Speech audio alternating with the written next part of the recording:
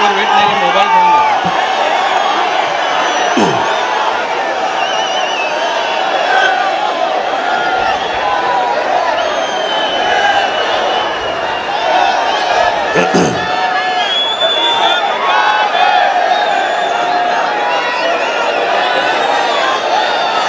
सन्माननीय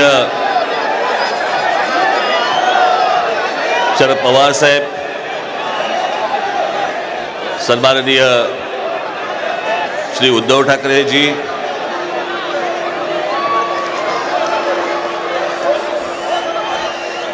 श्री जयंतराव पाटील,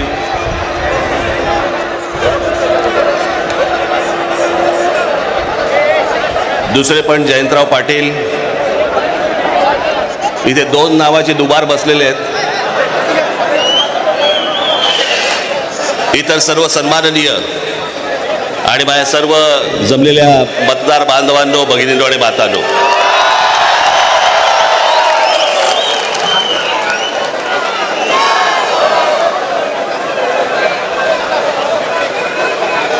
आजचा मोर्चा हा राग दाखवण्याचा, ताकद दाखवण्याचा मोर्चा आहे.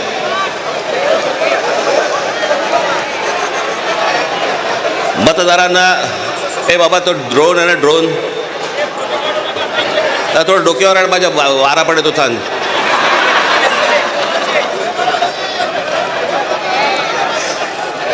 हा राग व्यक्त करण्याचा, ताकद दाखवण्याचा, दिल्लीपर्यंत समजण्याचा, समजावून सांगण्याचा हा मोर्चा आहे. या विषयामध्ये अनेक लोकांनी, माझ्या सकट सर्वांनीच या विषयावरती अनेकदा भाष्य केलेलं आहे, भाषणं दिलेली आहेत, बोललेलो आहेत. तोच विषय तुम्हाला नव्याने सांगण्यासारखं असं काहीच नाही. आज तुम्ही सगळेजण खूप बऱ्याच लांबून सगळीकडनं आलेला आहात. सर्वप्रथम आपणा सर्वांचे मी आभार मानतो की आपण सर्वजण मोठ्या ताकदीने आज इथे मोर्चाला जमलात.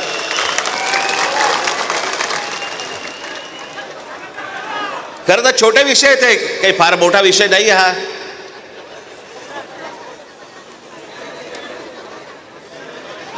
आम्ही बोलतो आहोत, उद्धव ठाकरे बोलतायत, शरद पवार साहेब बोलतायत की याच्यामध्ये दुबार मतदार आहेत. शेतकरी कामगार पक्ष बोलतोय, कम्युनिस्ट पार्टीचे लोक बोलतायत, काँग्रेसचे लोक बोलतायत, सगळेच जण बोलतायत. एवढंच नव्हे, भारतीय जनता पक्षाचे पण लोक बोलतायत की दुबार मतदार आहेत. शिंदेचे लोक बोलतायत दुबार मतदार आहेत. अजित पवारांचे लोक म्हणतायत दुबार मतदार आहेत. अरे मग अडवलंय कोणी? मग हा निवडणूक घेण्याची घाई का करतात? साधी गोष्ट आहे, मतदार याद्या साफ करा आणि मतदार याद्या साफ केल्यानंतर त्या पूर्ण पारदर्शक केल्यावरती मग जेव्हा निवडणुका होतील त्याच्यानंतर यश कोणाचं, अपयश कोणाचं, सगळ्या गोष्टी मान्य. पण सगळं लपून लपून लपून छपून जे चालू आहे ते कशासाठी? पण मी आज 2-3च गोष्टी तुम्हाला आज दाखवण्यासाठी इथे आणलेल्या आहेत.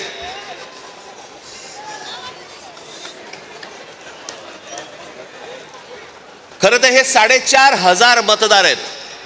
4,500 4,500 मतदार हे कल्याण ग्रामीण, डोंबिवली, मुरबाड आणि भिवंडी मधले मतदार आहेत. या इकडच्या मतदारांनी इथल्या मुंबईच्या मलबार हिल मतदारसंघामध्ये देखील मतदान केलेलं आहे.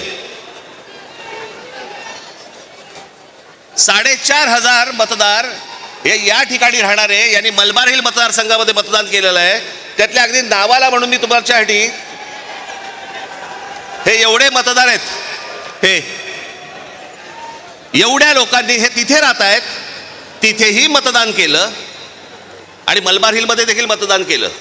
ह्याच्यातली म्हणून मी आत्ता जस्ट फक्त 3 नावं आणली आहेत. प्रभाकर तुकाराम पाटील, राम महादू भोईर आणि गजानन पुंडलिक भोईर. ही त्यांची मतदार यादी आहे.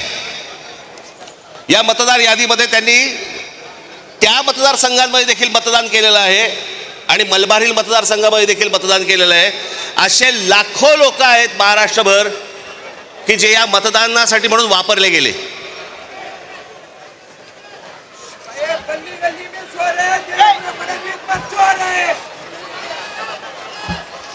आता मी तुम्हाला अजून एक गोष्ट दाखवणार आहे की लोक म्हणतात की पुरावे कुठे आहेत, पुरावे कुठे आहेत. मुंबई हे लोकसभा मतदारसंघ म्हणजे मी तुम्हाला आता जुलैपर्यंतची यादी वाचून दाखवतोय. जुलैपर्यंतची. 1 जुलैला त्यांनी यादी बंद केली. 1 जुलैला जी यादी बंद केली त्याच्यामधले फक्त मी मतदार तुम्हाला वाचून दाखवतोय. याच्यामध्ये मुंबई नॉर्थ इकडे एका लोकसभा मतदारसंघामध्ये 17,29,456 मतदार आहेत. याच्यापैकी 62,370 हे दुबार आहेत. मुंबई नॉर्थ वेस्ट संपूर्ण मतदार 16,74,861 आणि दुबार मतदार 60,231. मुंबई नॉर्थ ईस्ट पूर्ण मतदार आहेत 15,90,710 आणि दुबार मतदार आहेत 92,983. Mumbai north central total vote मतदार आहेत 16,81,048 आणि दुबार मतदार आहेत 63,740. मुंबई साऊथ सेंट्रल संपूर्ण मतदार आहेत 14,37,776 आणि दुबार मतदार आहेत 50,565. मुंबई साऊथ मतदार आहेत, हे आत्ताची यादी सांगतोय तुम्हाला, जुलैपर्यंतची, 1 जुलैपर्यंतची, 15,15,993 आणि दुबार मतदार आहेत 55,205. नाशिक लोकसभा मतदार आहेत 19,34,349 आणि दुबार मतदार आहेत 99,673. मावळ लोकसभा संपूर्ण मतदार आहेत 19,85,172 आणि दुबार मतदार आहेत 1,45,636 एवढे दुबार मतदार आहेत. पुणे लोकसभा 17,12,242 दुबार मतदार आता आहे तिकडे 1,02,002.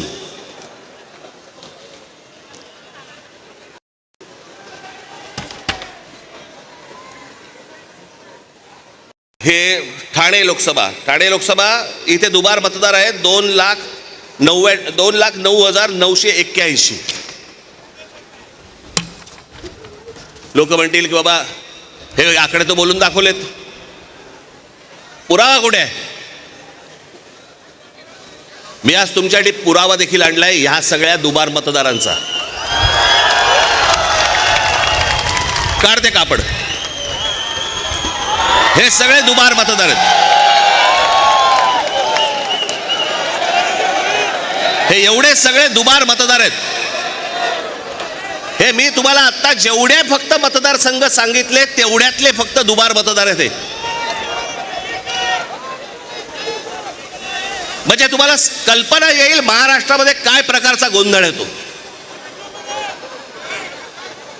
आणि एवढे पुरावे दिल्यानंतर देखील हट्ट सुरू आहे की नाही कोर्टाने सांगितलंय जानेवारीत निवडणुका घ्या. कशा घ्या? का घ्या? कोणाला आहे घाई? 5 वर्ष निवडणुका घेतल्या नाहीयेत. 5 वर्ष. अजून 1 वर्ष गेलं तर काय फरक पडणार आहे? काय फरक पडतो? 5 वर्ष काही फरक नाही पडला, अजून 1 वर्ष गेलं. पण जी माणसं भरली आहेत आतमध्ये त्याचं काय करायचं?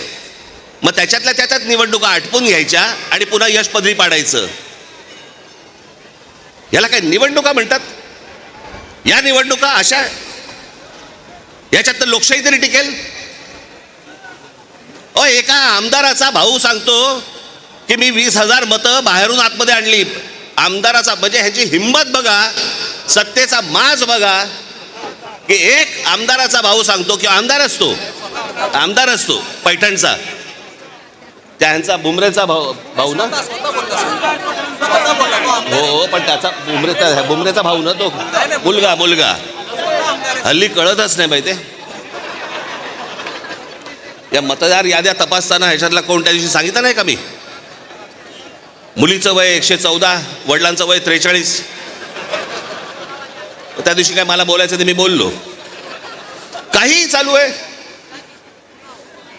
त्या नवी मुंबईचे आयुक्तांच्या बंगल्यावरती मतदार नोंदवले गेलेत. कोणीतरी सुलभ शौचालयामध्ये नोंदवला गेला.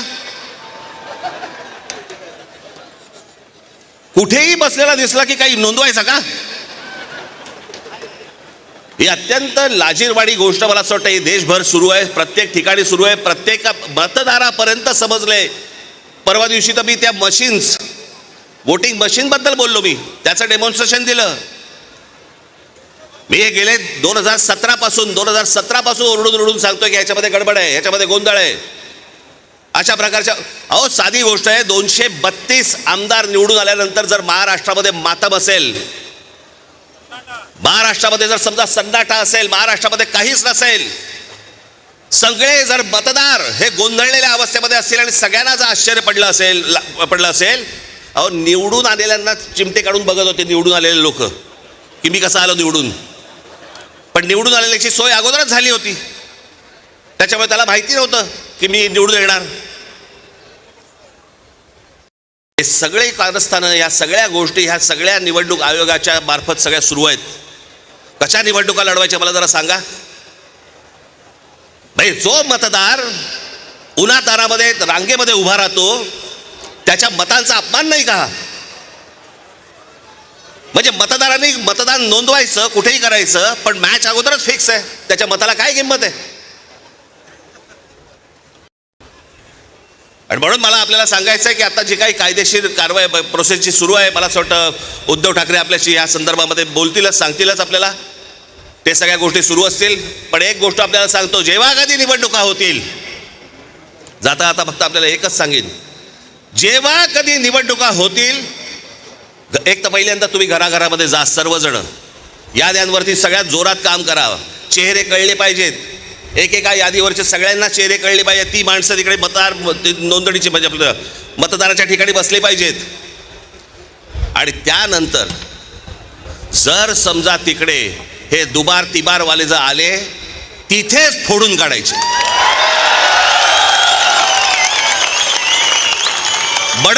बडवायचे आणि मग पोलिसांच्या हातात द्यायचे. त्याशिवाय हे वटणीवरती येणार नाही. त्याशिवाय हा महाराष्ट्रामधला जो चाललेला कारभार आहे हा वटणीवरती येणार नाही. आज आपण सगळेजण इतक्या मोठ्या संख्येने इकडे सगळेजण आलात, मी आपल्या सर्वांचे मी आभार मानतो आणि आपली सर्वांची रजा घेतो. धन्यवाद. जय हिंद, जय महाराष्ट्र.